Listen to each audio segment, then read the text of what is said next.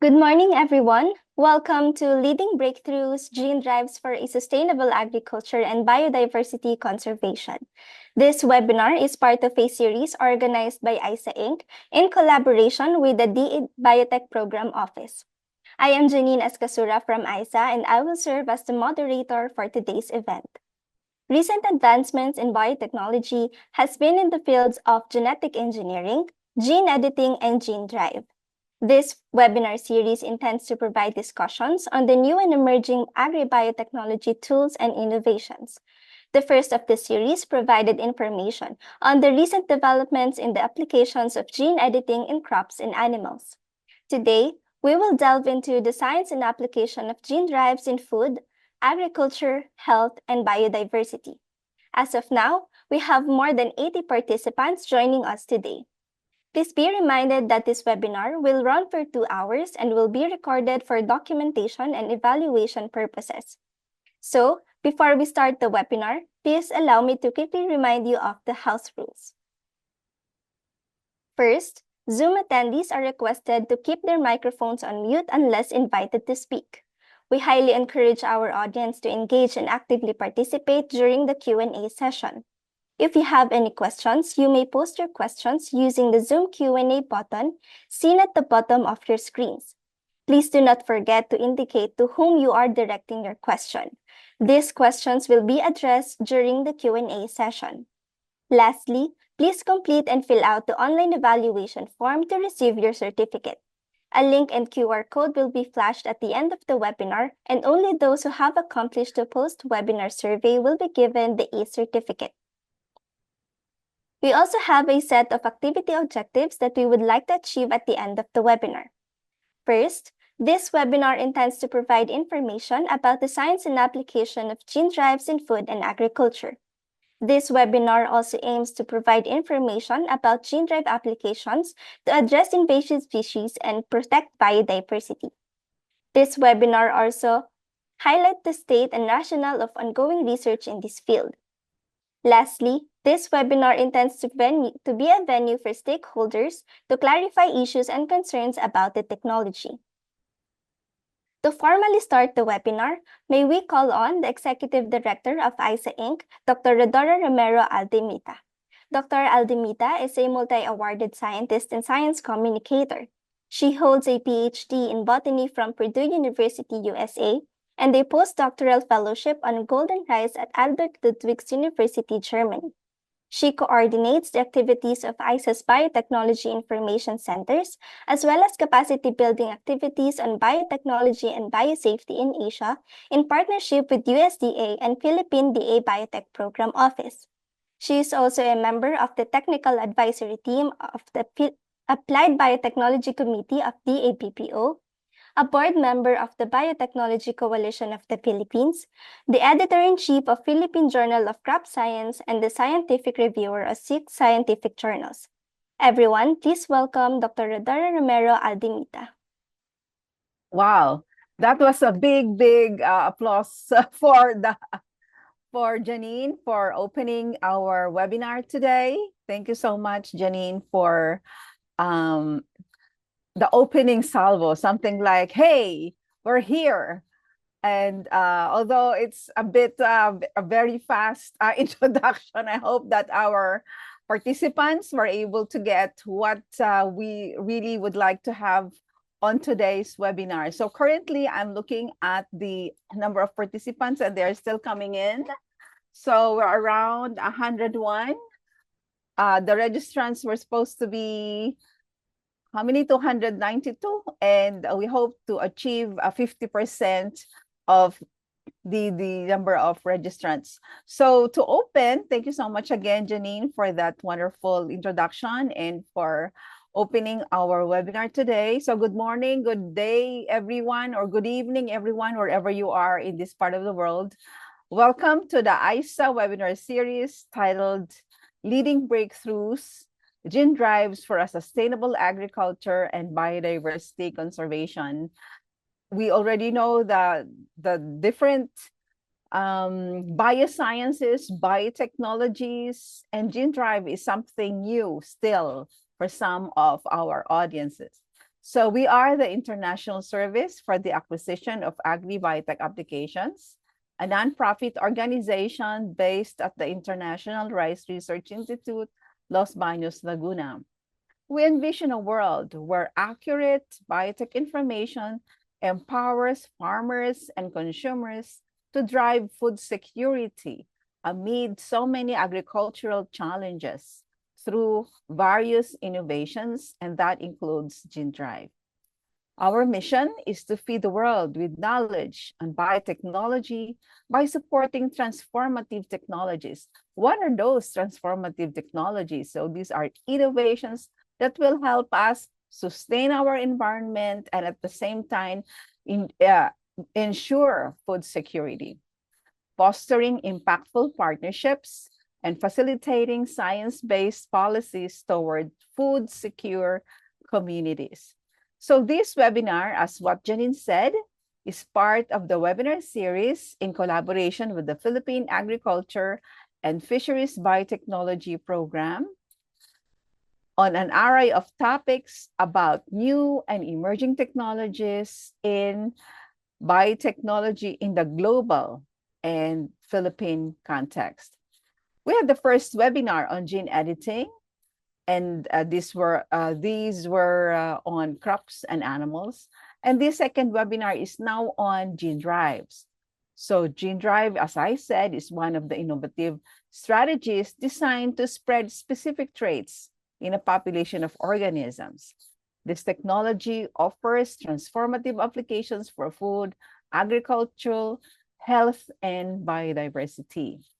So in today's webinar, we will feature experts who will present to us and expound in detail on the science and application of gene drives in food and agriculture and their application to address invasive species and biodiversity conservation. During their presentations, they will also highlight the state and rationale of ongoing research in their field. At the end of their presentations, there will be a Q&A portion, and this will serve as a venue to raise questions on the technology and its applications. And I hope you will take this chance to raise all your concerns, your queries, your doubts, so that you can be clarified, of course, and that you can share this learnings to your peers, to your colleagues, to your students, so that we hope that by the end of this 2-hour webinar, our participants, especially our young and aspiring scientists, will have learned about the technology, its application, and you can share this again with your peers. So we also invite you to visit our ISAAA website. At our website, we have a resource on gene drives and other biotechnologies which are written in simple language and downloadable for free. So I hope that you can avail of all these resources to help you out in understanding gene drives and all the other biosciences and biotechnology. Finally, we are glad for the attendees' enthusiasm. We are now, how many are we right now, who are attending this event? So we are now 132. And we will start the ball rolling. Again, we hope that this 2-hour webinar will enhance your understanding of gene drives. Happy learning, everyone, and have a good day. Back to you, Janine. Thank you. Thank you very much po, Ma'am Ola. Now, please allow me to introduce to you our first speaker for today. Dr. Maria Jeneline Q. Diaz is a full professor and the current director of the Institute of Biological Sciences at the University of the Philippines, Los Baños. She is also the R&D Program Director of the Philippine Genome Center, R&D Program for Agriculture, Livestock, Fisheries, and Forestry. Dr. Diaz teaches undergraduate and graduate courses in biology, genetics, and molecular biology. She has been mentoring students of BS Biology, MS and PhD students of genetics and molecular biology and biotechnology programs. Her research interests includes understanding the molecular mechanisms underlying the observed variation in coconut endosperms, development of molecular markers for various Philippine crops, and characterization of genetic diversity and population structure of various endemic native species in the Philippines. To discuss gene drive applications in food and agriculture, please welcome Dr. Maria Jeneline Q. Diaz.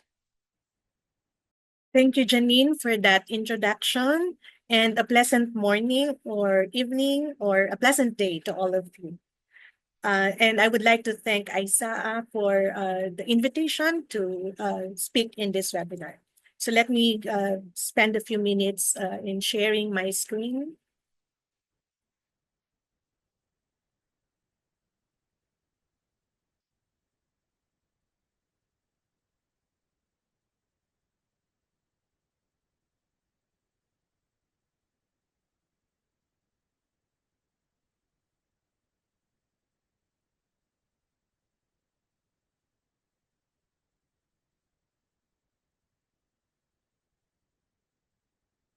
For today, I would like to talk about gene drives, science and application on food and agriculture.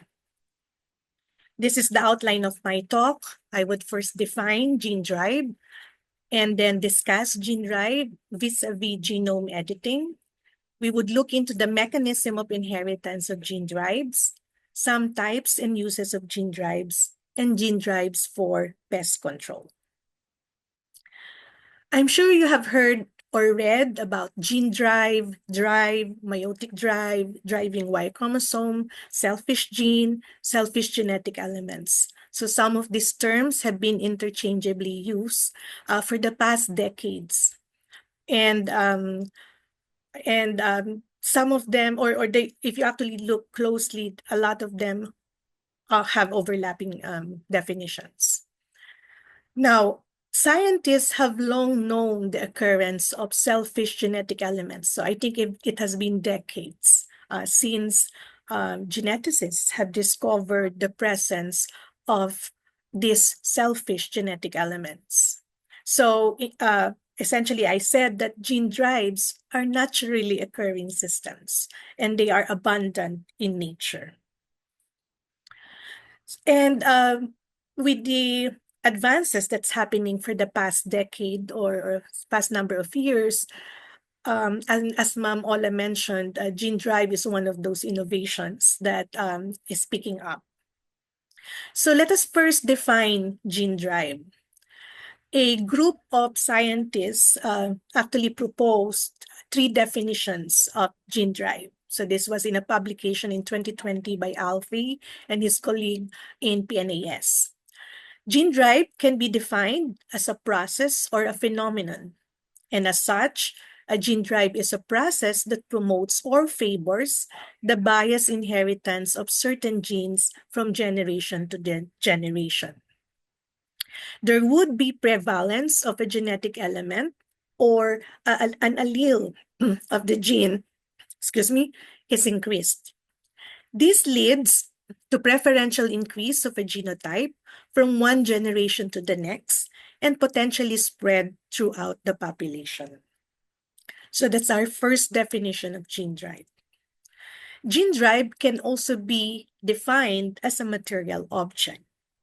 As such, a gene drive is any genetic element able to bias its inheritance within a population. It is composed of one or more genetic elements that can cause the process of bias inheritance in its favor. But please take note that the presence of gene drive elements will not necessarily cause gene drive, necessarily cause gene drive. Some gene drives may confer preferential inheritance only when present in the population above a threshold frequency.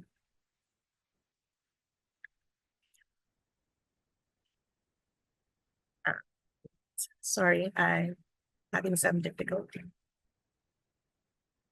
Okay, so let's now look into the third definition of gene drive. It is defined in the point of view of having an intention. So gene drive is a tool to effect certain changes in a population.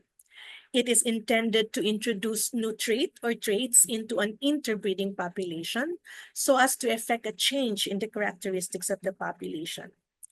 This may cause effects directly, for example, by inserting into and disrupting a target gene. Okay, so you see, gene drive can be defined in several ways, much similar to the different terms that we know. Again, it can be defined as a process, as an object, or as an intention. You must have heard, or if you have not yet heard of it, there is also the so-called synthetic gene drive. This is a gene drive system that is created through recombinant DNA techniques. So this time we're looking at this as a technology or a set of tools or a technique. But for synthetic gene drive to be done, two important criteria must be met or must be met in order to have efficient gene drive. The first one is organisms must have an inheritance pattern that can be biased. And typically it means that the organisms should be sexually reproducing. So with that, you already limit the organisms that can be modified through gene drive. For practicality, the organism must have a short generation time. Remember that gene drive's definition includes the spread of the gene drive from generation to generation. So it is quite logical to think that an organism with a relatively short generation time would therefore have a faster spread of the gene drive. But for organisms with a long generation time, that would be there would definitely be a longer period for the gene drive to spread. The use of gene drive has been there for so long, but then it picked up in for the past years because of the availability of the gene editing technologies like the CRISPR-Cas9 system. So the CRISPR-Cas system is actually viewed as a perfect tool to create a gene drive. And just to review, the CRISPR-Cas9 system includes three components. What you see in the left side, the upper left side of the panel, you can see there are the three components of the CRISPR-Cas system. You have the Cas9 endonuclease that is able to cleave or to make double-strand breaks in the DNA. You have the guide RNA, whose portions include a region that is complementary to the target and the guide RNA scaffold. And then you also have the PAM or the protospacer adjacent motif. This is found downstream of the cleavage site, which actually helps Cas9 to determine where the double strand breaks will be done.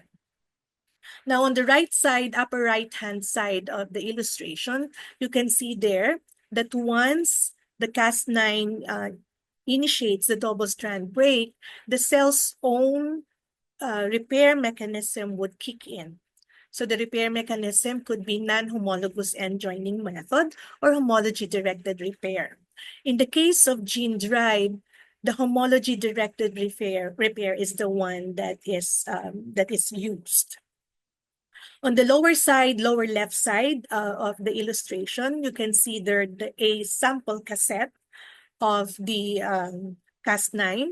So you have there the Cas9 gene, the guide RNA, and then flanking Cas9 and guide RNA are homology arms. This cassette, when inserted into the genome, just like what you see in the lower right side of the panel, would mean that the Cas9 can now induce double-strand breaks, and after the repair system, you now have the homologous copy of the Cas9 and guide RNA together with the gene.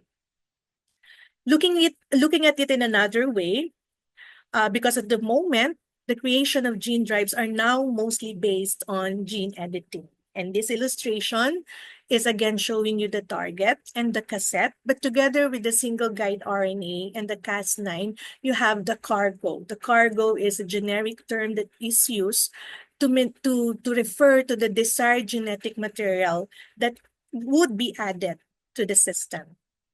And just like what I said earlier, once inserted into the genome, uh, uh, there will be double-strand breaks, and then repair of the double-strand break using homology-directed repair. And in the end, you have the you have the transgene now, or the cargo together with the single guide RNA and Cas9 in a homozygous condition in the chromosome.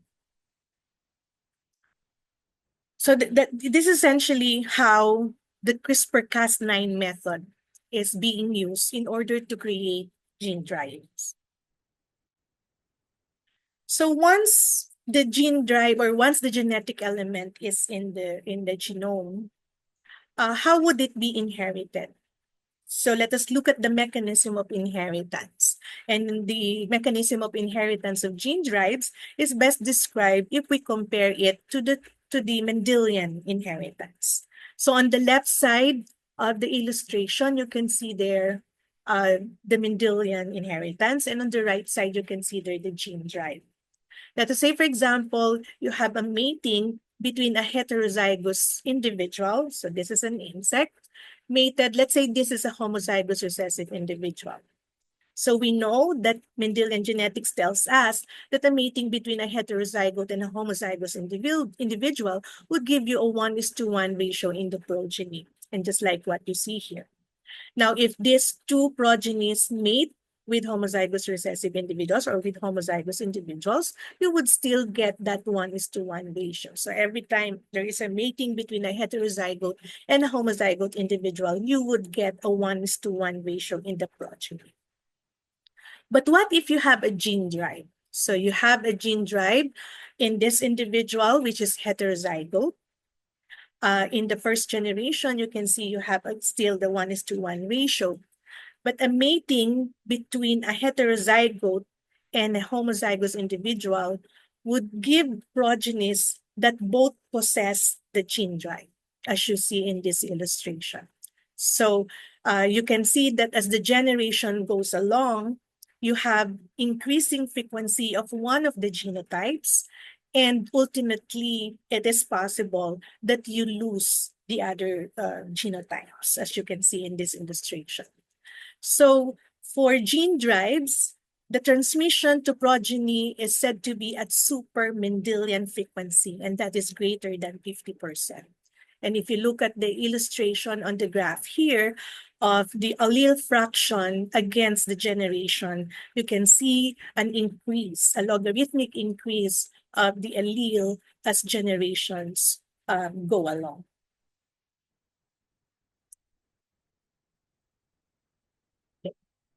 So this is essentially the same illustration showing you Mendelian inheritance and gene drive inheritance. But what I would like to point out here is the difference in terms of the graph, the same graph that you had seen earlier. But you can see here the graph, when you have Mendelian inheritance, there is no spread. But with gene drive, you have spread of the allele and increase in the frequency of one of the genotypes. So let us now move on to some types and uses of gene drives. I actually chose only 4. I know there are some other types, that especially the ones that are being developed in conjunction or vis-a-vis with the CRISPR-Cas method. So the first one is the homing-based method. If I'm not mistaken, this is probably one of the older methods used for gene drive. With homing-based method, you have insertion of a gene drive nuclease with its own recognition site that cleaves DNA and then makes copies of chromosomes with the gene drive. So you can see there on the left side of the illustration, you have the nuclease. Okay, the gene for the nuclease, expression of that nuclease would mean cleavage of the DNA.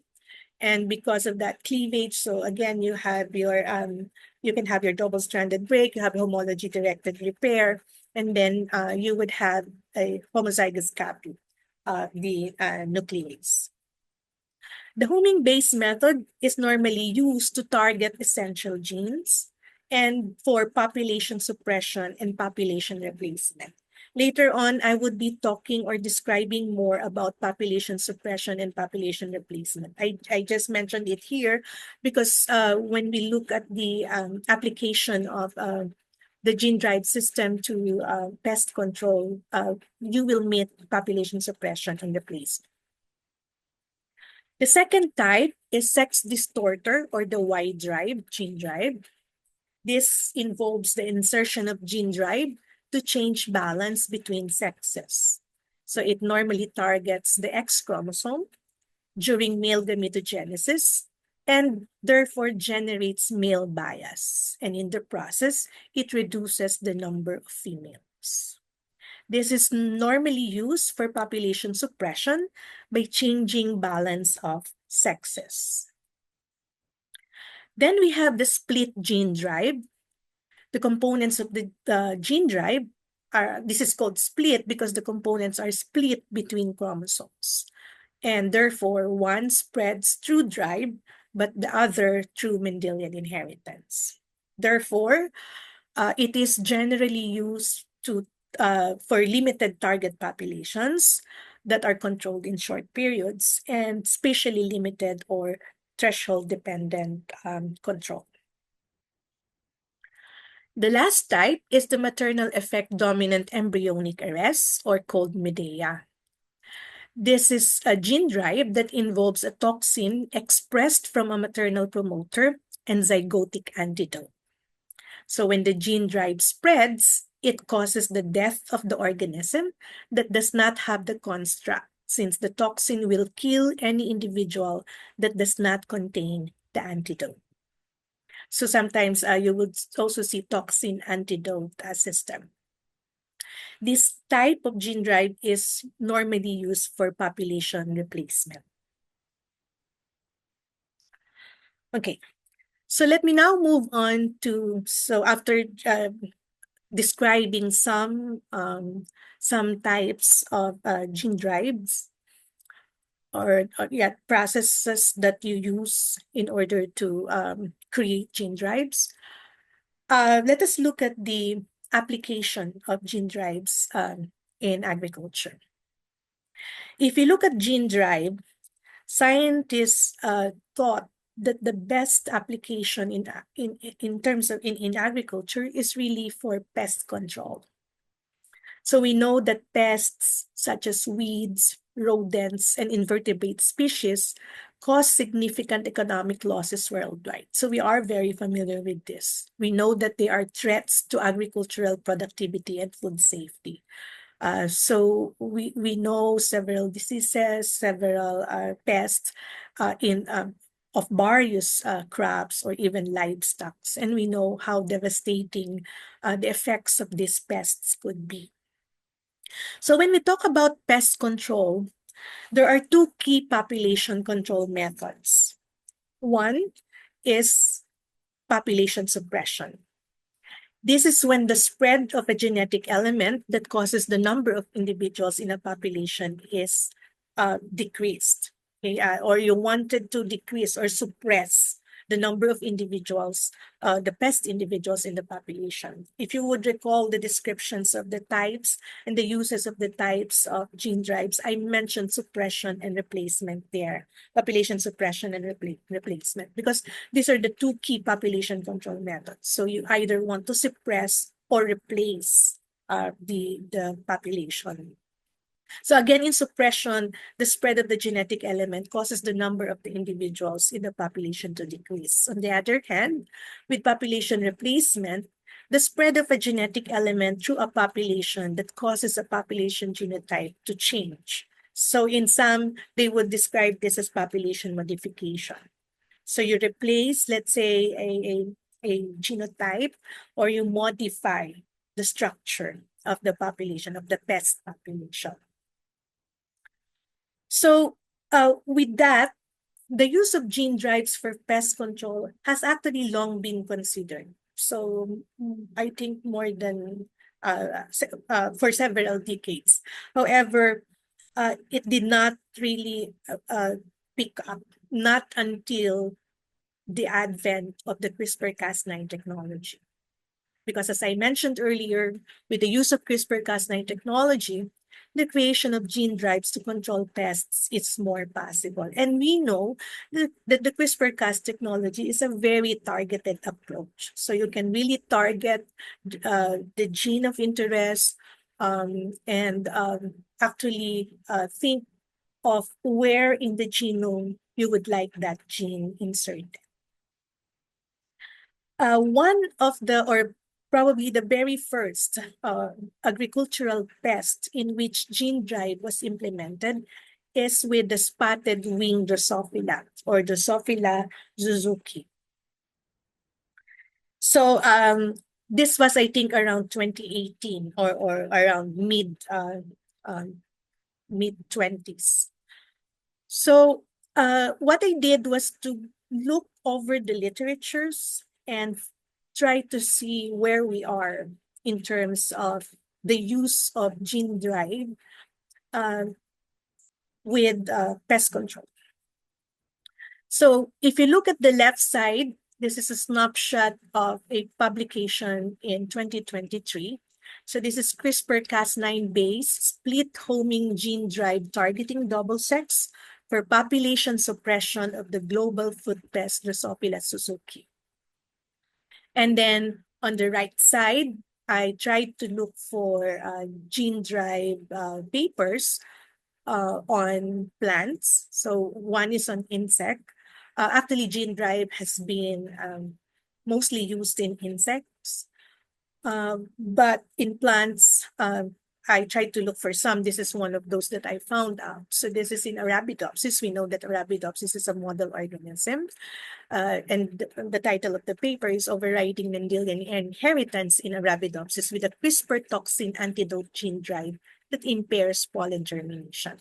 Okay, I would not really discuss the papers, but the reason why I'm showing this to you, so they are quite relatively recent ones, is to show to you that, and as I look into the literature, the state of the use of gene drive to control pests or the use of gene drive in agriculture at the moment is mostly on the development of methods, refinement of methods, to look at the utilization of this innovative technology in controlling pests. So you would notice that in both papers, it's they are actually describing methods or specific methods that would allow the suppression of a particular organism. So in the case of the Drosophila suzuki, the authors are saying that it is a cost-effective approach for suppression of the Suzuki population.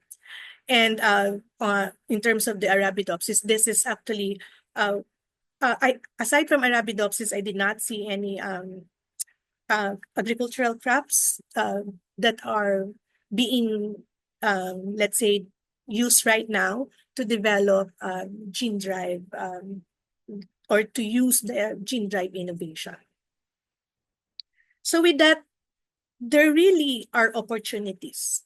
So gene drive as an innovative method really has the potential to provide significant benefits in terms of control of undesirable species. That's what I said earlier, that mostly people are thinking that gene drive can actually be used to control pests like insects. We know that a lot of insects are vectors of diseases, and that also includes weeds. So if we do use, or if we are able to use successfully the gene drive technology to fight or to reduce pests, there would be the reduction of the reliance on pesticides and herbicides. Actually, that's one of the things that we really like.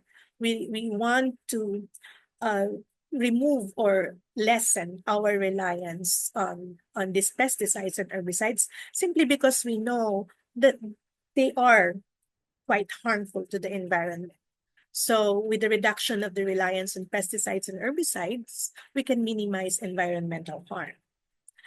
A group is also saying that gene drives, particularly the endonuclease-based, may be a valuable tool for working with polyploid species if it can be designed to drive edits across all homologous alleles and gene copies within a genome. So I think everyone knows that a polyploid organism has several genomes. And in a lot of instances, there are homologous alleles across the different genomes. If only we can design to drive edits across all homologous alleles and gene copies within a genome, then the gene drive method can actually be valuable for polyploid species. Even though there are opportunities, there are still several challenges. One, not all pest species are suitable for control using gene drives. Remember earlier I mentioned that gene drive can be used for sexually reproducing organisms. Okay. So not all pest species may be suitable for control using this methodology. Also, when we think about using gene drive, we have to look at the mode of reproduction. Again, it should be sexually reproducing, the mating system. So let's say, for example, for plants, a self-pollinated plants would have probably a slightly different methodology for cross-pollinated plants. We should also look at the fecundity, so the number of offsprings of every mating. Look at the ploidy level because as I mentioned earlier, ploidy meaning you have several genomes may prove to be quite and it is actually difficult it is quite challenging to work on polyploid species. Also, genome size may affect the utility of gene drives. So when we design gene drive methods or experiments or systems in our research, then we have to take these things into consideration. Also, the identification of the gene targets. So what are the genes that will be targeted? That is important. So we have to know a lot, or we have to have a very good background regarding the species that we are working on, the characters that we are working on, what we need to target. And it will help a lot if you have the availability of the genome sequence of the organism. And we know that for crops, not all crops have available genome sequence, but of course the cereals, there are available sequences, but not for all. And also for plants, the transformation system for the organism is quite important. We all know that not all plants, or there are some plants that are recalcitrant to transformation. It's actually the same. It's the same with with the use of CRISPR-Cas method. You need to have a very good transformation system for the organism. If you don't have that good transformation system, then that would be a problem. Or the utility of the method would be quite a problem. More so, if we look at the challenges, the biosafety and ethical issues surrounding gene drive research and releases. So if you release if you release the gene drives, what would happen? What would be its implication on the evolution of the species or the evolution of other species that it is normally in contact with? And also ethical issues. A lot of people would say that we don't want to make, let's say, a particular genotype extinct or remove entirely a particular genotype. So again, there are biosafety and ethical issues that surround gene drive research and releases. Also, methods for controlling the spatial and temporal spread of gene drives and techniques to reverse their propagation in populations when necessary should be there. So we have to devise these methods that would allow us to control the spread, okay, the spatial and temporal spread of gene drives. Okay, and in some instances reverse the propagation in the populations when needed. So with all of this, based on what I had seen in the literature, in terms of the application of gene drives in agriculture, we are still at the beginning. We are still at that stage that we are developing technologies, we are developing methods about the utilization of gene drive on particular species. I mentioned the case of the spotted white Drosophila, but I did not see any other example beside that.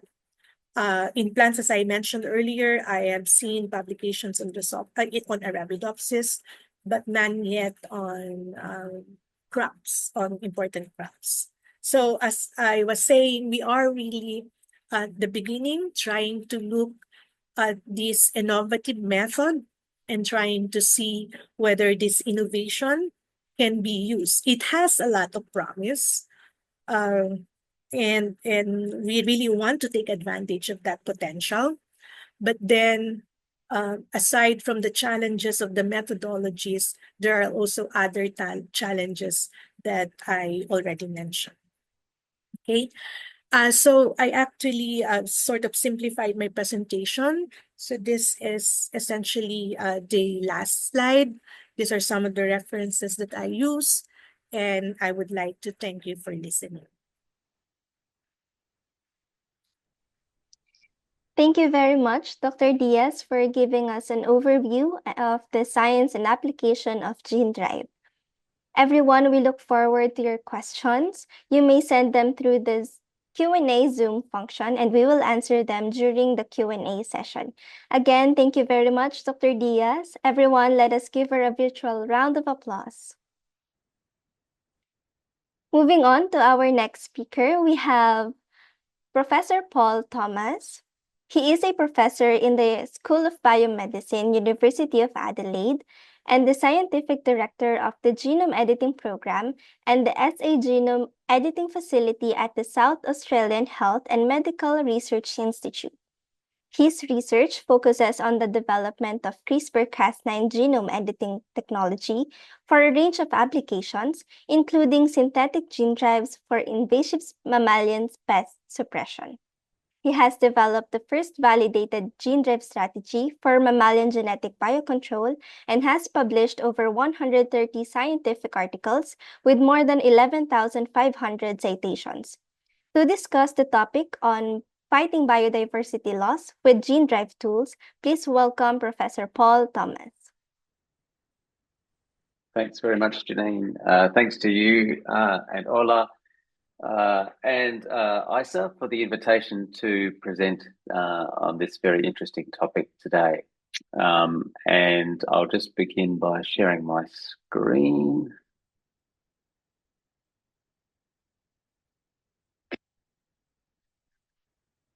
Can you see, Janine? Can you confirm if you can see that okay? Yes, Paul. Great, okay. And thanks also to Maria for that very good introduction to the topic. So what I would like to do today is to expand a little bit on some of those concepts that have already been covered, and give you some examples of our research and some research from others that have impacted in this sort of very new and emerging area of biotechnology.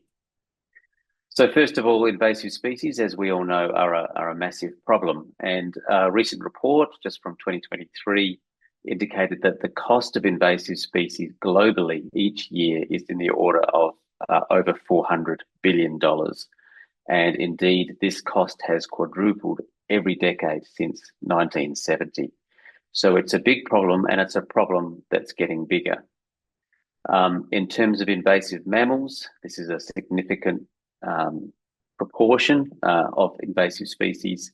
And just for example, in Australia, there's enormous damage to the environment and to agricultural productivity, particularly from mice, rats, rabbits, feral pigs, cats, and foxes. And in terms of the environment, many of the mammalian extinctions that have occurred in Australia in the last 200 years have stemmed from the impact of invasive mammals. So we need new technologies to address this ever increasing problem. And that's really the cause of the excitement around gene drives and their potential.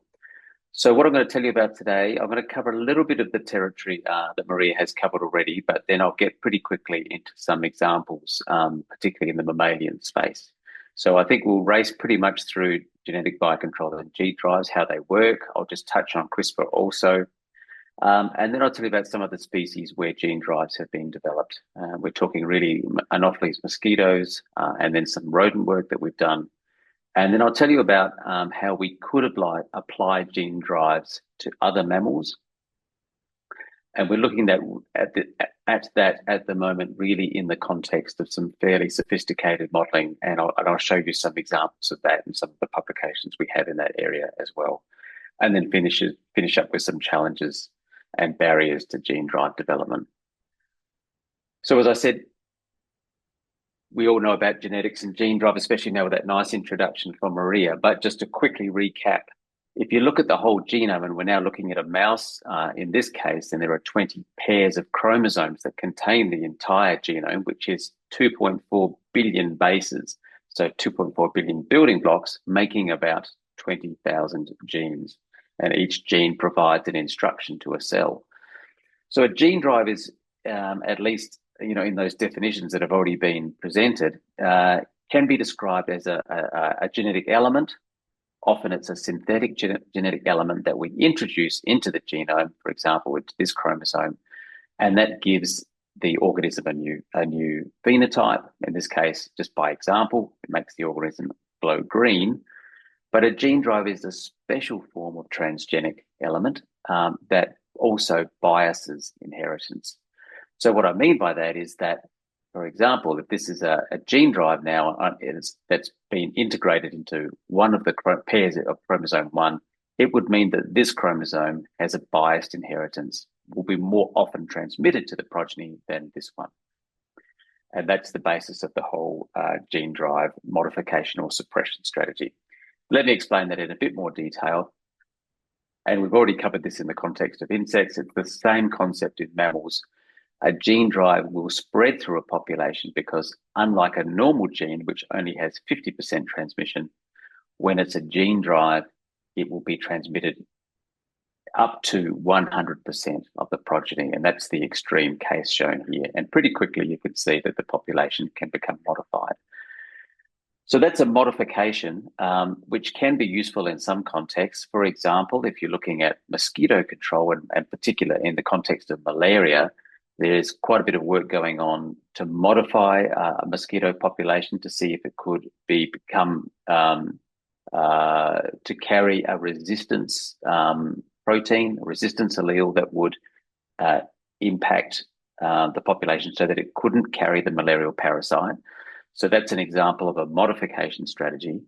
But most of the research that we're interested in, and indeed many others as well, is a suppression strategy. So how can we cause these gene drives to have a suppression strategy? Well, it's a bit trickier, but essentially what you do is you use the gene drive to spread through the population, and then you engineer it in such a way that once these gene drive carrying individuals meet, they can, for example, only generate infertile females. And this can cause the population to crash. Females particularly are, rather than males, are more, the females carry the reproductive load of a population. Therefore, most of these kinds of strategies will impact female fertility. And once you start to decrease the amount of females that are fertile, that will cause the population to crash. And there are various ways of doing this. The homing drive, as described by Maria, I'll touch on in a minute, but there are other strategies as well. For example, there's this so-called X shredder or driving Y strategy, and this is an example of that sex bias approach that was described earlier. So in this case, what you're trying to do is to make the population entirely male, and the gene drive only generates male progeny. Therefore, you get an increase in males over females. This will also cause a population to crash. And these are ways of suppressing a population using a gene drive. So the enormous potential around this technology really is several-fold. Well, one is that it's a non-lethal approach. So with increasing concern around the use of baits, for example, if we're talking about rodents, which, is a rather toxic control method that causes pretty, nasty form of death. There's ever increasing interest around, using alternatives to this, to the traditional bait and toxins. Secondarily, gene drives are a landscape scale approach, which means that we could affect an entire population with relatively few introduced individuals, and which is, likely to be a cost-effective way of suppressing a population or modifying it. And lastly, because it works through genetics and breeding, it's species specific, as only individuals with the same species can generate fertile offspring. So why do we want to introduce gene drives? Well, I guess the context of this more broadly, beyond the environment and agriculture, also extends into human health. And a lot of the drivers around this work are to generate new methods for malaria control, as it's such a huge burden in terms of human health impact. There we go, laser pointer. Yeah. So around 500,000 deaths per year are caused by malaria, which is huge. In the environmental space, we're interested in rodent control, and that's because rodents on islands particularly cause devastating impacts on bird populations in particular. And also in Australia, many of you might have seen the videos of the plagues which occur every 4 or 5 years or so. So Australia has a lot of grain crops, and when conditions are right, mice breed up in enormous numbers and essentially completely take over those grain cropping regions, and literally millions of mice are cause devastation in those areas, which not only is, of course, a huge impact on the crops, but also the people that live in those regions. So CRISPR-Cas9, I won't go through this again, except that it provides a tool not only to make the animals that carry the gene drive, but also for the gene drive itself to work. And you can think of this complex really as a pair of molecular scissors that enable us to cut virtually anywhere within the entire genome. So a very powerful technology. And as Maria mentioned, it has been a deal breaker in terms of translating some of the ideas around gene drive research, which have been in the literature for decades, now into sharp focus, so that we can actually start to test some of these concepts out in at least model organisms. So there are various strategies, and again, I'm not going to go over these in detail because we have heard about them previously. Most people, when they hear of gene drives, are probably thinking about this so-called homing drive, which is the one that's working pretty nicely in insects. So this is a way of modifying the germ cells so that they'll become homozygous for a gene drive by causing a double-stranded break and then copying over of the gene drive element, but just in the germline cells, which means that it always transmits to the next generation.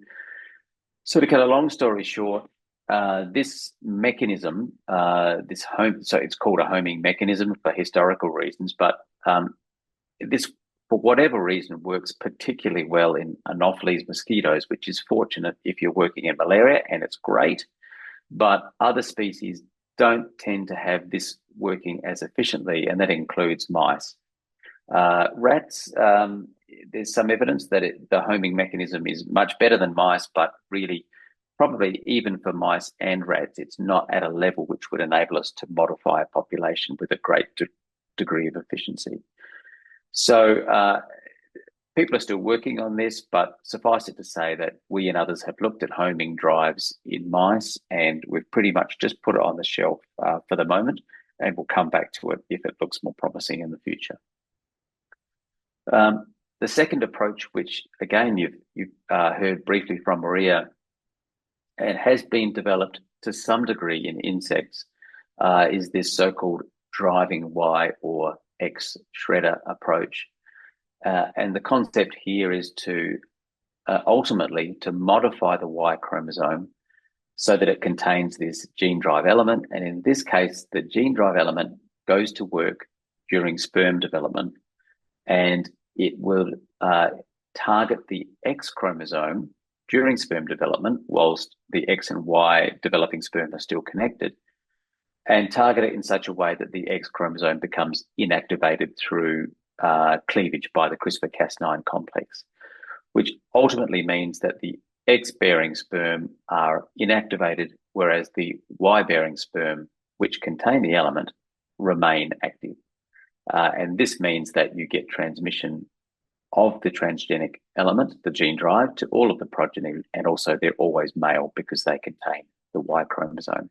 So it's a lovely concept, and it has, as I said, been working reasonably well in insects, although there's still challenges that remain. This is really just to bring you up to date in terms of mammals. Of course, mammals also carry an X and a Y, and you can think about doing this kind of approach in mice, for example. And we had a very decent crack at it. We spent quite a bit of time and effort to try and develop this approach. To cut a long story short, we could engineer the mice so that they had all of the components that they needed to have this occur. But when we activated the CRISPR-Cas9 complex, and it did indeed cleave the X chromosome, instead of biasing the sperm offspring, at least in mammals and at least in our system, what happened was that we inactivated the spermatogenesis program completely. So here's a wild type mouse testes, and what you're looking at are essentially little sperm factories. These are tubules, of which there are thousands within the testes, and there's an outside to inside differentiation program whereby the sperm that are mature end up on the inside in the lumen of these sperm, and then they're eventually released into the ejaculate. Here's an example of one of our X-shredder mice. This is the more extreme example where we've really cleaved the X chromosome many, many times. You can see that these tubules, which are still present, are essentially empty. So there's no active spermatogenesis because of this cleavage event that we've engineered during spermatogenesis. So again, this strategy we think is probably one that won't translate from insects into mice. And again, we've shelved this unless it shelved this for the moment and are pursuing other avenues. So this last avenue that I want to tell you about is really the most successful approach that we've had to date. It's the first example of a mammalian gene drive strategy for suppression, and it's based on a natural gene drive called the T haplotype, which we've engineered to generate so-called T CRISPR mice that target female fertility. So how does it work? So as I said, somewhat as an alternative to using strategies that have been developed in insects, we targeted this strategy because we knew that there was a natural drive element already in mice. So this is a mouse-specific drive. And the natural element is really a variation of just the normal chromosome 17. So this is in schematic form here. Here's just the normal chromosome 17 in mice. It's around 100 megabases long, and this region shown here is the region that's of interest to us because of a natural variant called the T haplotype. So the T haplotype, it just refers to really about a 40 megabase region of chromosome 17 that has evolved naturally to have a very high inheritance bias. So what I mean by that is a male mouse that carries, as you know, there are 2 copies of every chromosome. So a male mouse that carries the normal chromosome 17 and the T haplotype version of chromosome 17 will pass on this T haplotype up to 95% of its progeny. whether they be male or female. So a very high natural inheritance bias.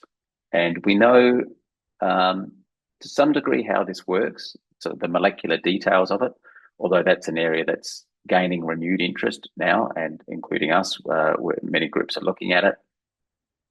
I don't have time to get into that today, but the important thing here is that it's a natural gene drive element that we can use and manipulate to see if we could, to turn it into a suppression tool. So that was essentially the question: can we manipulate the natural T haplotype in such a way that we can use it to suppress invasive mice? That's the aim. So I'm going to describe a lot of mouse engineering really in a very simple way, and it doesn't quite do justice to the amount of time effort that was put into this, but it really just describes the concept. Okay, so in my laboratory, we have the ability to engineer our own mouse models. So we imported the T haplotype mice from a collaborator in the US, David Threadgill, and we engineered it by inserting into the T haplotype a CRISPR cassette. So this is a gene expression cassette that encodes the CRISPR machinery that will target a female fertility gene. I'll show you how that works in a moment. But the important thing, first of all, was that we've now manipulated the T haplotype by inserting a new genetic element into it. And we needed to confirm that that didn't alter the inheritance of the T haplotype itself, because we still wanted its natural drive. And indeed, we showed that even though we'd added a little bit of extra DNA, this was completely benign, and the T haplotype maintained its normal biased inheritance, which was great. That's what we were hoping. So that was good. So what does this CRISPR cassette do? Well, it targets a gene on a separate chromosome, a completely different chromosome, but this is a well-characterized gene that is required for female fertility. And it's a so-called haplosufficient gene, which means that you need to knock out both copies in females for it to cause female-specific infertility. And the concept here is therefore that in males, all the action occurs during spermatogenesis. We activate the CRISPR-Cas9 and knock out the female fertility gene. This doesn't impact the males at all because it's a female fertility gene. So we get high bias transmission of the modified T haplotype, which we call T-CRISPR, and at the same time, we get high transmission of inactivated version of the female fertility gene. And we chose prolactin as our example gene, but it could be any haplosufficient female fertility gene. And when we looked at the progeny, they were inheriting this transmission of inactivated gene at about 80% frequency. So that's what we'd managed to achieve in the lab. And we thought that was pretty good, but we didn't know whether it was going to be enough to cause suppression or not. So we then turned to a pretty sophisticated model to figure that out. So what do I mean by that? So up till now, I've just been describing the experiments that we're performing in the lab. So now I'm going to describe to you a model that we've developed to try and get the best understanding about how this engineered material from the lab would behave in an environmental situation in the real world. And of course, it's only a model, but nevertheless, we try and make it as realistic as possible. So essentially, without going into too much detail, I'm not a modeler. It's not my background, but essentially what we do is that we keep track of around 200,000 individuals in a computer simulation, and we keep track of them in terms of their genotype, their mating profile, their sex, and all of the other properties which we can get from the field, which would dictate how they would behave in the wild. So they go through a cycle, which is their normal life cycle, a mate search period. They have offspring. There's dispersal. There's a survival element because some of them won't make it through in the wild to survive to the next generation. And then they go through the whole period again. So it's basically this cyclical model where we track around 200,000 mice in a defined environmental space. So it's a spatially explicit, individual-based stochastic model for those of you who are more familiar with this area. And this is work by Ashigul Barand, who's really led this part of the research. So I'm going to show you some data because I really like these videos, and they sort of really give you a better sense of I guess the potential of the technology. Oops. So what we're going to look at here is a hypothetical island. We've got 200,000 individuals. Each dot represents a patch of mice, so it's like a little local population. But as you can see, they can disperse between patches, and we're going to put into that 256 T CRISPR mice, and this is based on the data we've generated in the lab. So we're trying to simulate what would happen if we put these lab-based, engineered mice. If we could translate that to the environment, what would it look like as a proof of concept? And the gene-drive mice, as you'll see in a minute, are, oops, I don't know why that keeps going forward. Let's see if we can make it start. The gene-drive mice are, I'll go from the other way. Oh, here we go. Okay, good. So the gene-drive mice are in red. So, okay, we've just popped the gene-drive mice into the population, and critically, they're building up pretty quickly. So we're now increasing the number of gene-drive mice, so that's T CRISPR mice, and then you'll see the size of the red dots will decrease, and that indicates that the population is getting smaller and smaller. So over a period of time, there's initially a spread, and then there's a contraction of the population, and eventually, as you can see, we've completely eradicated. And that, when we see that, that's a very encouraging sign for us in terms of types of drives we're trying to develop. If you want more detail about this, I'm happy to answer questions, of course. The paper has now been out for a couple of years, and to give you an update of where we're going next, this is the first proof of concept for a mammalian gene drive.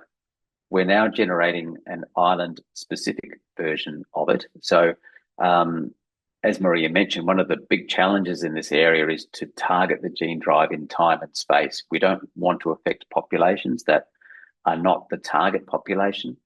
And one way that we've thought of to do that is to exploit a genetic predisposition. For example, an island fixed allele. So in other words, a gene on an island, an allele that's got a particular sequence to it that's not homozygous or not fixed in the mainland population, which means that we can go after the island mice in quite a specific way and not worry about having to impact the mainland mice, even if there's some escapees from the island. Happy to answer questions on that if there are any. There's a lot of work going on with stakeholder and regulator engagement, and also we are part of the GBIRD International Consortium, which we have lots of really interesting discussions around gene drive tech for all sorts of applications. So lastly, what about other invasive pests? I've focused on mice because of the obvious reasons around, especially in Australia with the plagues, but what about others? So and as mentioned at the start of the talk, many of these mammals have a really devastating impact on the environment. Gene drives have been discussed a lot in the literature, and many see them as a really technology that's full of potential. But in reality, can we get a better sense of what it would take? How long would it take if we could engineer these animals for them to have an effect in the environment? So we did a pretty close look at that in a recent paper. Again, this is work from Ashigul. And to cut a long story short, we looked at some of these classic drive mechanisms, which, to be clear, have not been engineered in these animals yet. But we did this in a hypothetical way to ask the question, if we could engineer them, how potent would they be? And we kept the population size in each case the same, which is the way that we felt was the best way to do it, at least to get a comparison data set. But what that means, interestingly, is that because of the density of these larger mammals being much less dense than rodents, it means that we're talking very large areas when we're talking about a population of 200,000. For example, the cat simulation, which I'll show you in a minute, is in an area around 100,000 square kilometres. So that's huge compared to, say, the 20,000 square kilometre island that's the same that is the size of the 200,000 population that we looked at in mice. So again, without going into too many details, and the publication is out, so you can look at it. We've tried to, as best we can from the literature, ascertain all of these key parameters to make this as realistic as possible for these larger mammal species. And this is what we got. So this is an example of 256 gene-drive cats being introduced into a population of 200,000. And as I said, this is a huge island. For those of you who know Tasmania in Australia, it's about the size of Tasmania and a half, so pretty big. And the question was, does it work? And as you'll see, it can work, but it takes much longer than it does in the smaller animal populations, as you would expect. And as Maria alluded to, the longer generation times of the larger animals and often the smaller litter size means that we're looking at longer eradication times for an equivalent population in terms of number. And in this case, we're talking, many, many years. We're talking over 100 years, probably closer to 200, although this is a bit of an extreme example. If we directly compare, it's probably at least 5 times as long to eradicate the same number of larger animals as it is compared to, for example, rodents, mice, and rats. The interesting middle ground here is rabbits, and rabbits are a big problem in Australia. Again, they've run rampant since in the last 200 years, and since they were introduced. And in terms of modelling, they're I think a pretty reasonable target to go after, and probably the animal that I would pick after mice. The next would be rats, and I would then go for rabbits. And we're having some discussions about that at the moment. Okay, so to conclude and just give you some of the final, updates and challenges, I think it's fair to say that genetic biocontrol, gene drive technology is progressing really with a lot of interest in many labs in the insect space as well as now in the rodent space because of its huge potential for disease control, conservation, and agriculture. There are many, many facets to this research beyond which I've had a chance to tell you about today. There's a lot of stakeholder engagement that is and will need to be done in order to, to make government and the public aware of its emergence and its use, and some of its, the caveats around its use as well. There's a lot of regulation going on as it's very new and highly and a form of GMO that can spread in the environment. So that is certainly an area that needs to be regulated. There are lots of technical hurdles that need to be overcome as well, including this ability to target specific populations. And as I said, we're looking at ways of doing that at the moment. In terms of larger mammals, we're looking at longer time frames than rodents. There are technical challenges that really stem from the fact that many of these larger mammals are not model species, so we don't really know how their genetics works as well as some of the model species like mice. We don't know their reproductive biology as well. There are less facilities to house them, and the capacity to make transgenic organisms, again, as alluded to by Maria, is less well defined. And in some cases, for example, cats, they're also domestic non-model animals. So that's another element of, societal acceptance that would have to be overcome.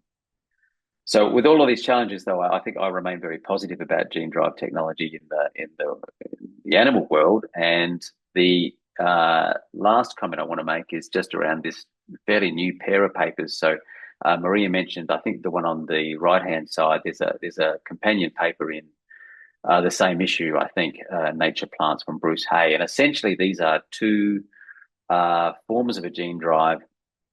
They're called cleave and rescue drives. Again, I'm happy to discuss these in more detail. Really interesting approach, and notably the first examples of engineered plant gene drives that I'm aware of anyway. And the transmission bias is quite remarkable at over 90%. How they're going to translate into other plants, for example, weeds, is yet to be established, but nevertheless, the technology has taken root, if you will, and now in plants as well. So with that, I'll just finish off by thanking my team. I spoke about a lot of work. The mouse work particularly is done by a fine PhD student who's just completed, Luke Giras here on the right-hand side.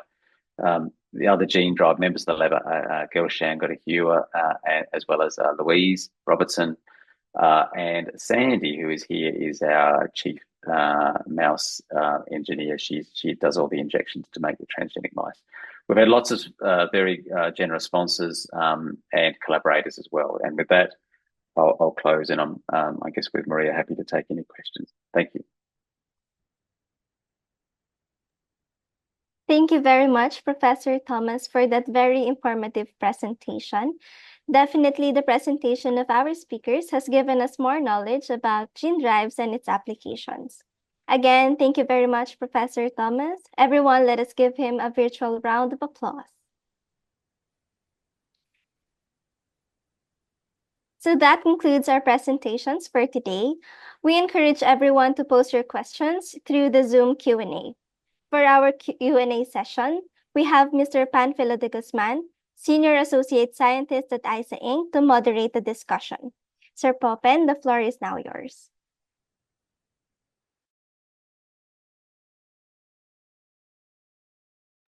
Sir Popen, I think you're still on mute. Thank you very much. Okay, thank you very much, Janine. We have a lot of interesting questions posted on the Q&A box. And this one is addressed to both speakers. The question is, there might be an issue on ecological balance. It's either for extinction or on the extreme side. If we overkill an organism, how do you address the issue? And I think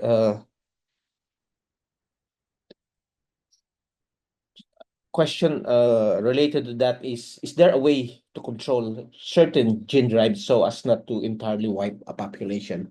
Professor Thomas, please, and then we can Dr. Diaz can add on that one. Great, thanks, Vivek. It's very interesting questions.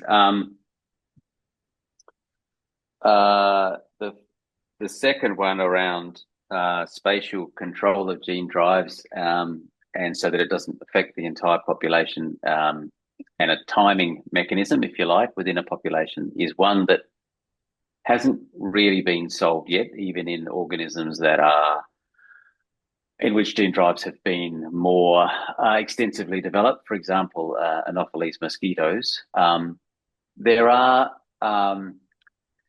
forms of gene drives that Maria alluded to that are threshold drives. So this is potentially a way, particularly in the insect world, where, if I were to back up for a minute, there's gene drives, as we've been describing them, sort of at one end of the spectrum. And at the other end of the spectrum, there's technologies like sterile insect technology, where you really swamp the population with sterile males. And there's no form of gene drive, no form of spread of a genetic element, but rather you're just using sheer numbers of sterile males to limit the amount of females, because once they breed once, they then drop out of the population.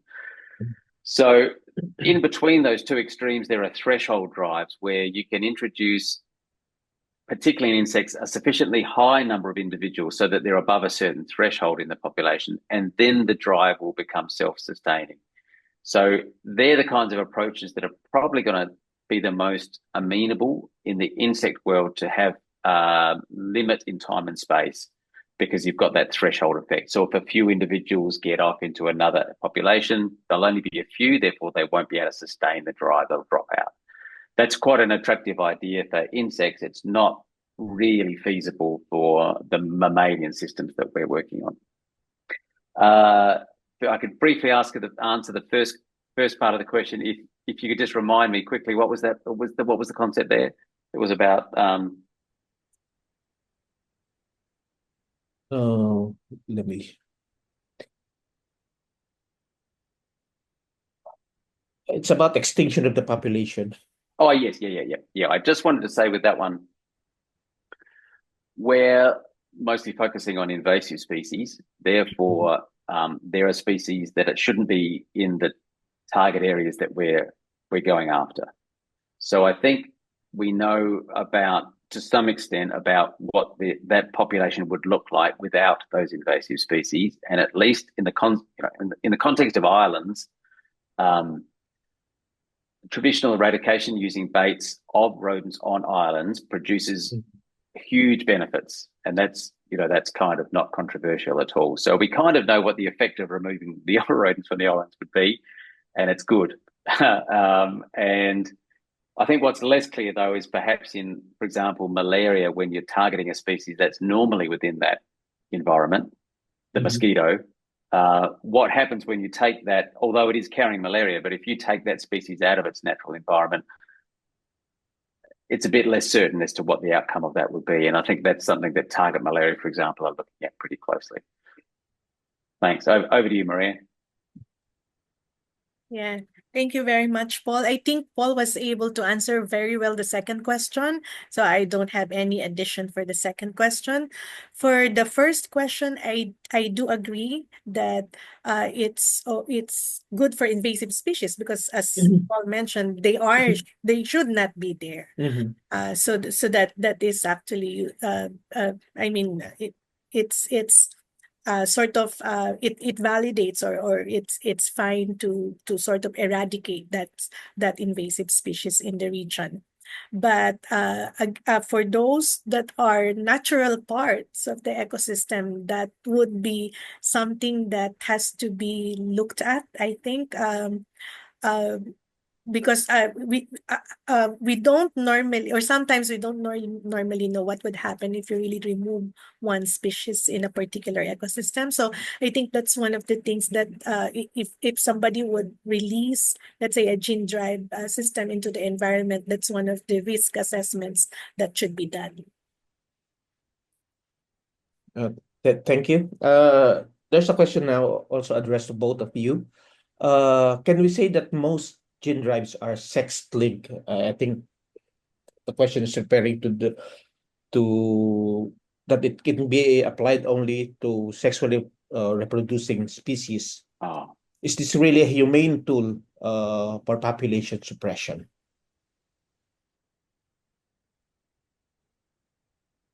So that's a question. Dr.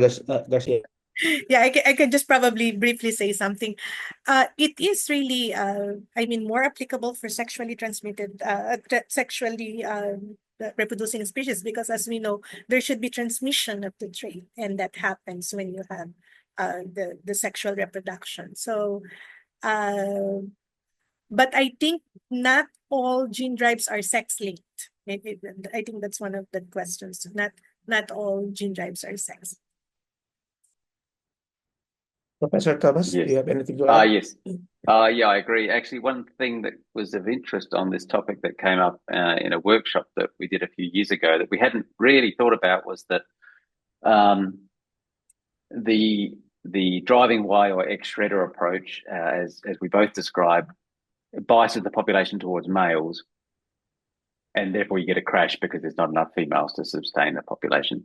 We didn't really think about that balance of the population where there'd be an excess of males and therefore great competition for the remaining females as the population declines, and how that could affect the behavior of the animals. And that was actually one of the key concerns that came up from the stakeholder group, that perhaps although we sort of say this is a very humane approach, which it is in many ways because it doesn't use a toxin, on the other hand, we need to be aware of changes of behavior and pressure on mating from the limited number of females that are available, and how that might affect mouse behavior. So that, and potentially other species. So yes, it's a fair comment, and one that I think should be part of any risk assessment and will be certainly looked at pretty carefully if that kind of drive is one that goes forward. I have a follow-up question here, maybe related to one. Can the gene drives be used to alter the genetic makeup of bacteria and viruses? Do you have any idea if there is some research on that? the application of gene drives on bacteria Well, and viruses? Yeah. So, bacteria already have systems that enable sharing of DNA between bacteria. Uh, so it's kind of not apples. It's a different world. There's a single bacterial chromosome. It's not there in a pair of chromosomes. It's much smaller. They can share DNA via plasmid transduction already.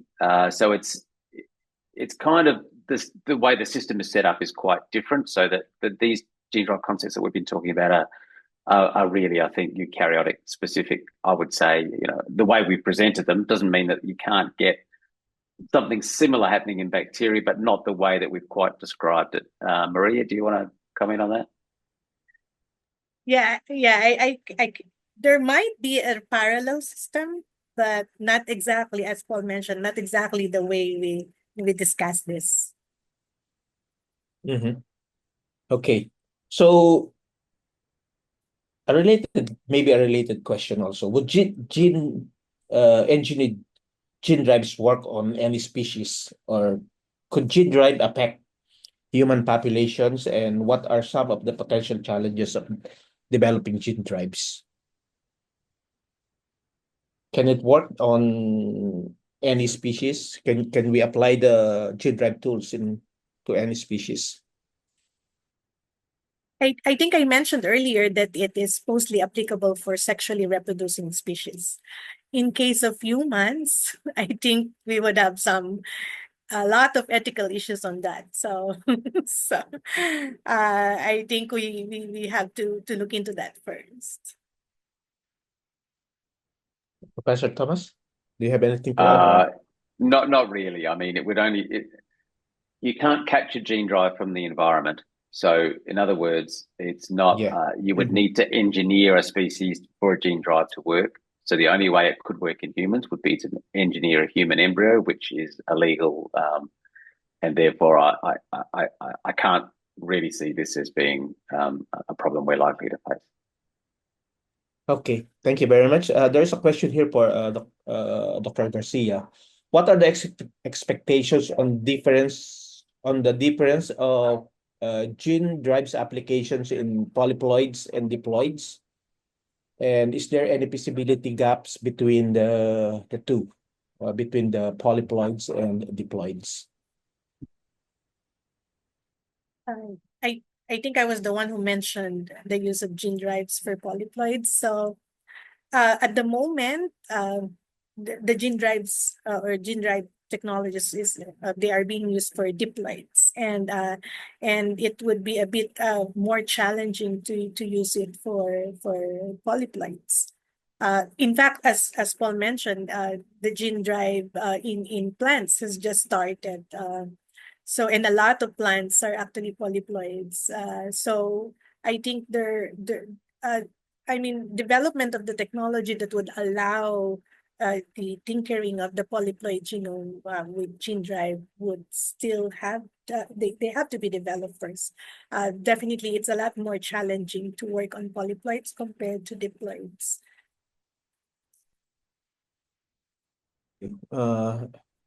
There's another question here about can the technology be used to protect species at risk of extinction, and what factors would need to be carefully considered before using the technology? The question is to both of you. Can we have the answer from you first, Professor Thomas? Yeah, it's an interesting one. It's been so. Can we use gene drives to protect species that are close to extinction? Personally, I'm not sure that is practical or ever likely to be an option. And I say that because most species that are close to extinction are not species that we can easily and naturally manipulate anyway, and let alone develop a gene drive, which we're talking, many, many years of development before it's ready. So to me, the idea of taking a threatened species, establishing a colony, engineering it, proving gene drive efficacy and then releasing it in such a way that would somehow protect it against the predator or the environmental influence is really not likely to occur. I think we're much better off trying to develop gene drives for the invasive species that are doing the damage and letting the threatened species recover from the lack of those invasive species rather than the other way around. Yeah, I don't have any addition. I agree with what Professor Thomas mentioned. Mm-hmm. A follow-up question, perhaps. Is there a possibility that gene editing approach can, in controlling pest population, result in to mutation for the gene-derived species? Professor Thomas, please. Yeah, okay. If I understand the question correctly, it's a good one. So because there's a few aspects to it.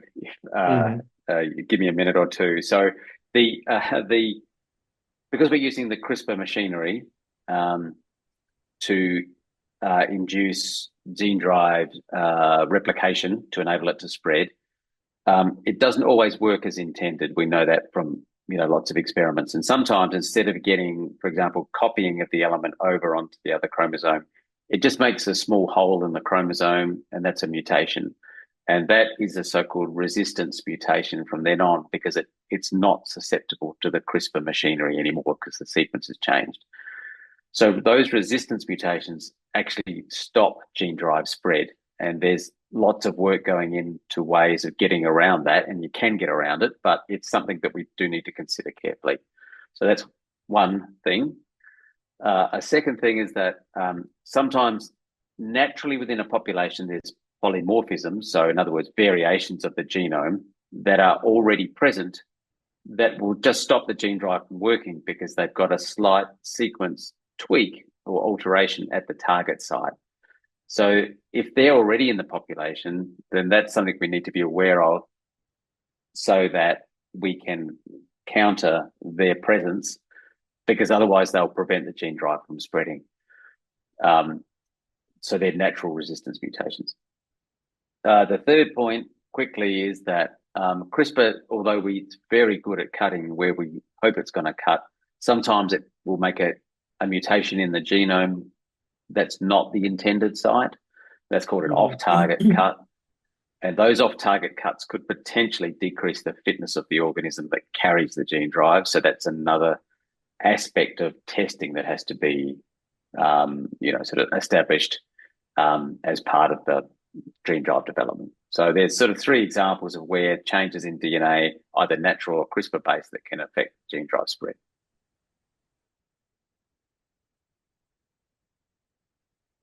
Okay, thank you very much. Or with that, is hybridization with a related gene drive organisms possible?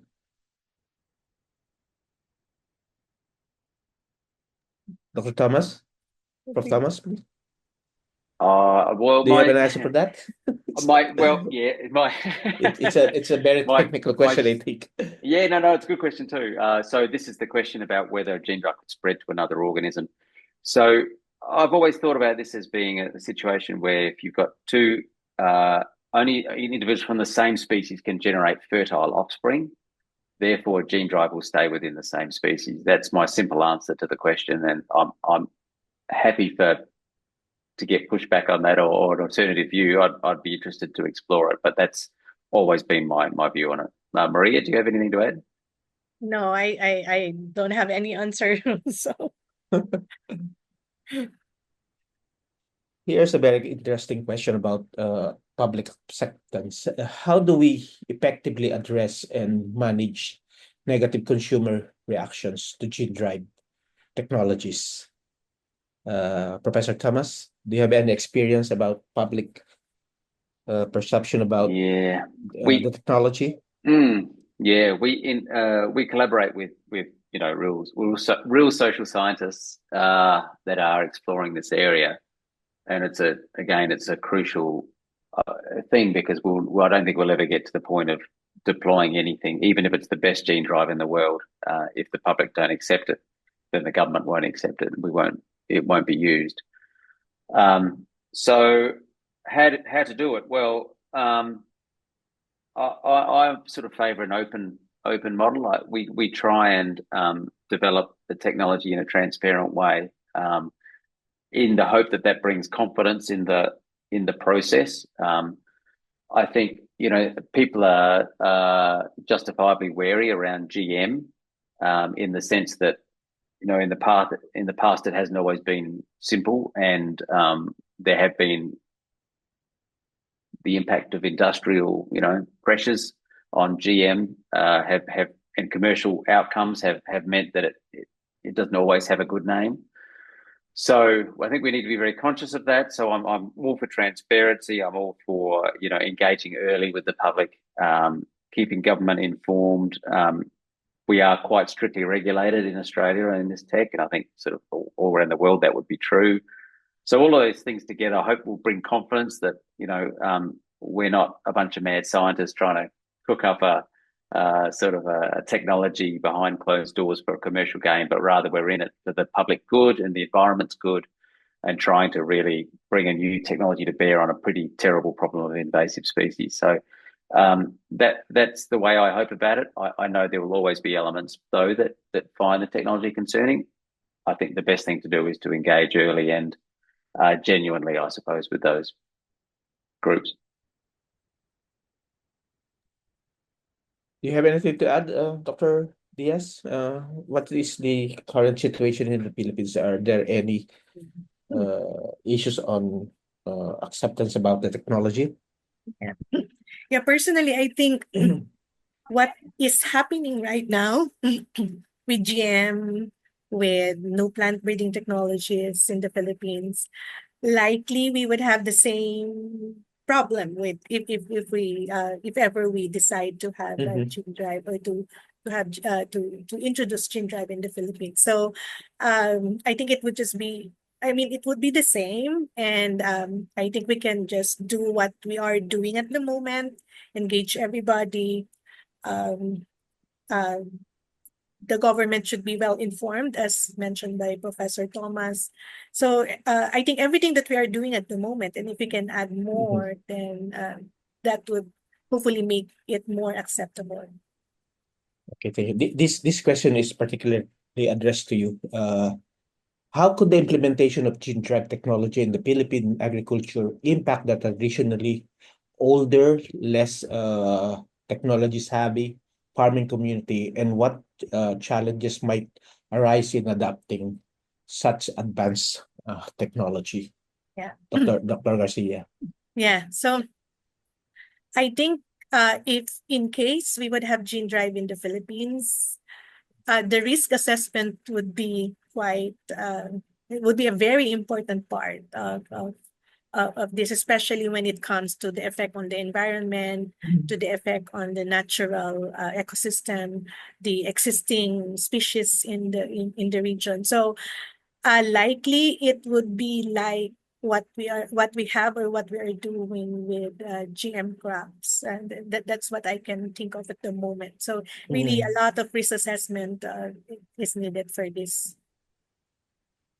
Okay, thank you. And a question to both of you. Do you think gene drives can be used to improve polyploid crops, to improve as an economic for economic purposes? Maybe improving the traits of the crop using gene drives. I think I mentioned earlier that it would be challenging, but who knows? In the future, there might be methods that would become available for using gene drive in polyploids. Let's look at sequencing. Sequencing has been so difficult with polyploid crops before, but nowadays that is not much of a problem. So I would not be surprised, let's say, that in the future we would have technologies that are developed in order to address that problem.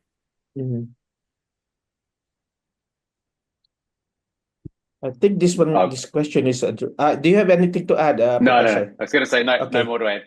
Okay.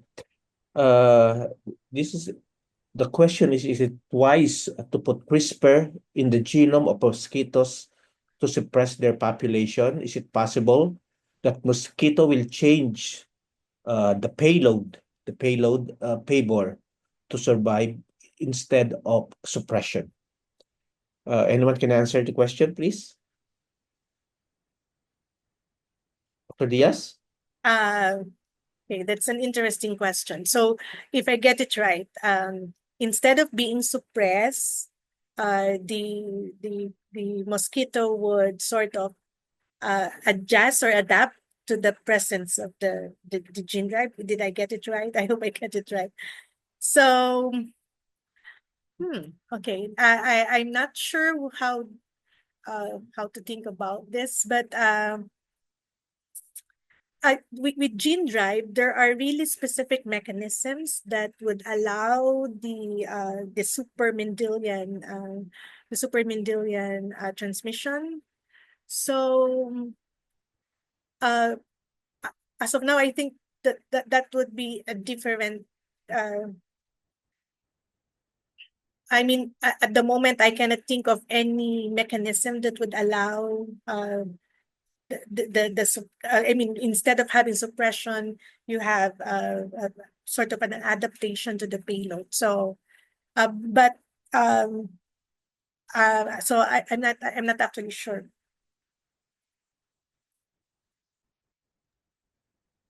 Yeah, it's hard to imagine how that would work. The suppression strategies mostly act by having the gene drive inserted in a female haplosufficient fertility gene. So in other words, there doesn't even need to be a cargo beyond the CRISPR-Cas9 machinery for the suppression strategy to work. So, yeah, so that I think means that unless the gene drive changes its location somehow, then in which case it won't have a suppression effect anyway. So I can't see a way of it. I can see a modification strategy being affected somehow by the cargo, but not a suppression strategy. But anyway, it's all a bit hypothetical, I think. The other thing I would say is that the cage trials that have been done with pretty large numbers now have managed to see eradication with thousands of mosquitoes. So at least in that population size, there's nothing at least reported that sort of indicated that there's huge instability of the gene drive element. Of course, it doesn't mean we don't know what would happen with a larger population. But anyway, it will be interesting to see whether in very large populations we get some quite strange adaptations to gene drive, and its molecular configuration that are unanticipated. So I think it's a good thing to be thinking about for sure. Okay, thank you. Could gene drive work with sexually reproducing species where sex is determined by environmental factors such as temperature? Professor Thomas, do you have a answer to that one? Yeah. Yes, it could, although we haven't modeled it and haven't seen any modeling on that. So I guess you're thinking about some reptiles where, temperature of the egg, for example, can affect the sex of the offspring. I haven't seen. Yes, in theory, but I can't give you any details or point to any studies that have looked at it. That's about as much as I can say. Dr. Garcia, do you have anything to add, or you have any? You don't have any additional info on that one. Okay. Can we use gene drive to favor population shift from one host plant, example crop, to a different host plant, say a wheat? That's a question from our anonymous attendee. Can we use gene drive to favor population shift from one host plant to a different host plant, from a crop to a wheat, for example? That's the example that was given. Anybody can answer, or? I'm not sure whether I also got this correct.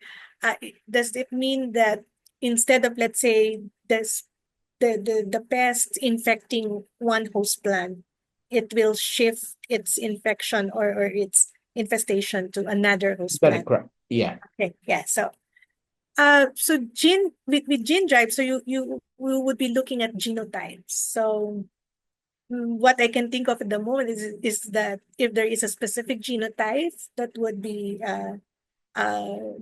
infecting or infesting a particular plant,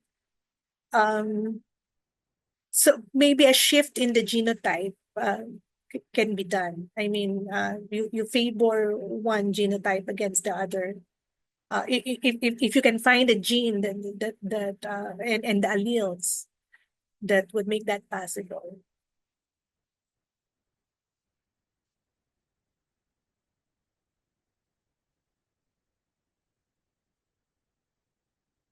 Oh, Sir you're on Popen, you're on mute. mute.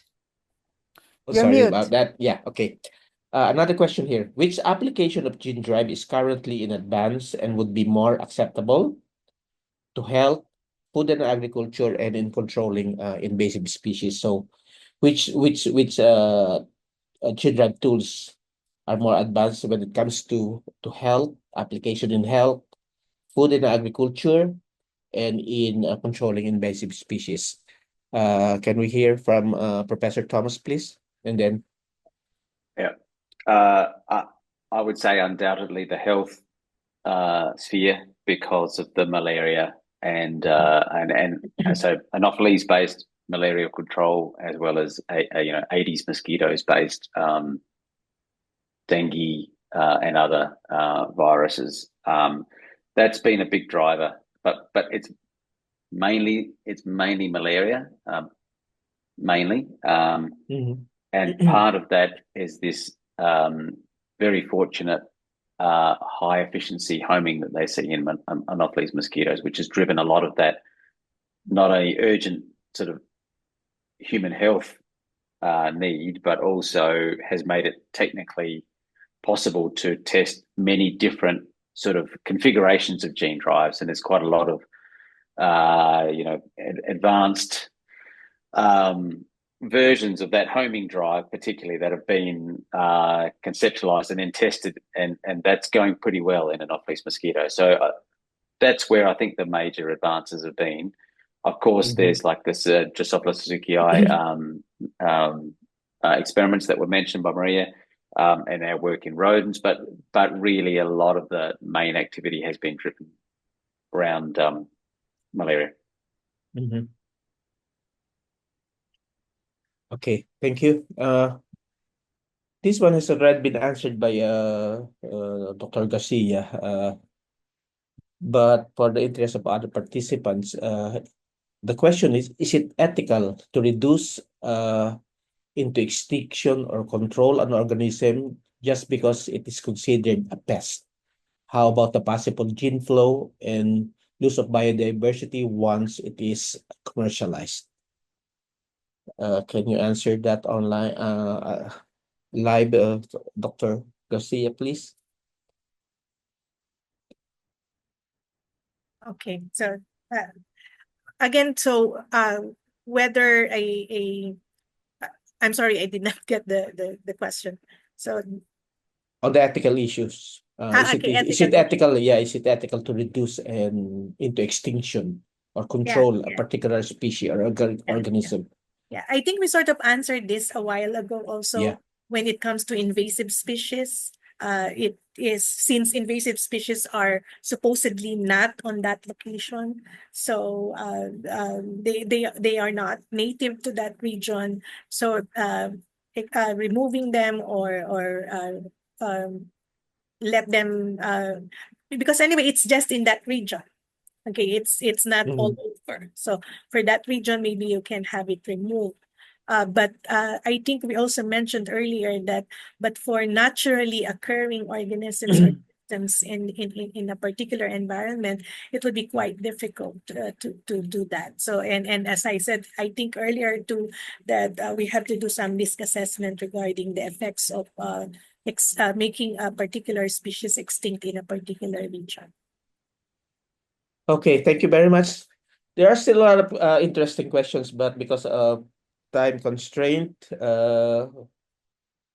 we will move to our closing. I'll give back the virtual.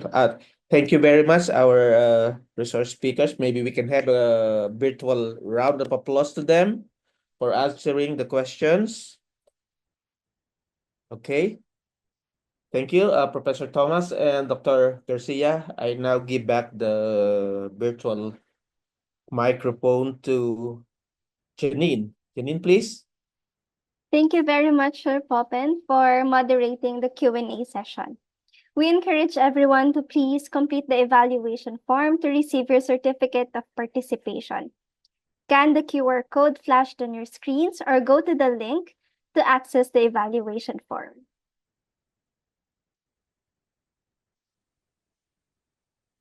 This post-webinar survey will help us improve our future events and webinars. Again, to receive your certificates, you need to fill out the evaluation form. For everyone's information, we will be having the third part of this webinar series in January next year, focusing on novel foods. If you are interested in joining the said webinar, please do follow us on our socials at ISAAA.org or subscribe to ISAA's weekly newsletter, Biotech Updates. Stay tuned for our future announcements, and we hope to see you there. Before we wrap up our today's webinar, we extend our sincere gratitude to our resource speakers who shared their expertise and insights on gene drives. Thank you for accepting our invitation, and we are truly honored to have you as our speakers for this webinar. To formally close our webinar, please welcome Mr. Neil Arman Padlan, Communications Officer at DABPO, who will read the message from Dr. Paul Limson, the Director of DA Biotech Program Office. Good morning, everyone. On behalf of our dear Director, Dr. Paul C. Limson, I would like to extend my heartfelt gratitude and appreciation to ISAAA Inc., led by Dr. Rodora Albimita, for inviting the DA Biotech program to this second part of the webinar series on gene drives. It is indeed a great honor and opportunity to learn more about the breakthroughs in gene drive in addressing some of the most pressing challenges in agriculture and environmental management. Throughout our discussions today, we have navigated the promising landscape of gene drive strategies. And by harnessing these advanced technologies, it offers us innovative solutions to lead more sustainable pest management techniques, reduce reliance on chemical pesticides, and the preservation of native species. These strategies not only aim to boost agricultural productivity, but also ensure the conservation of our natural ecosystems, working harmoniously towards the betterment of our sectors. To Dr. Paul Thomas and Dr. Maria Jeneline Diaz, they have illustrated how, through careful scientific advancement, gene drives can enhance food security and safeguard our biodiversity. We were honored to have them share their insights and expertise. With that, thank you, sir and ma'am, for sharing your insights and expertise. Thank you also to our esteemed speakers, dedicated panelists, and engaged participants who have made this event such a resounding success. If there's one message that the DA Biotech program wants to impart, it is always to carry forward the knowledge and experience gained to forge collaboration between researchers, policymakers, and communities. We need to harness our collective strength and share our expertise. This is the perfect time to unite our efforts and leverage these cutting-edge innovations for a sustainable future. Once again, thank you for joining us and contributing to this meaningful conversations. Thank you po. Thank you very much, Sir Neil. Once again, thank you very much for everyone who joined us today. We hope to see you on the next part of this webinar series. Thank you, everyone, and have a great lunch.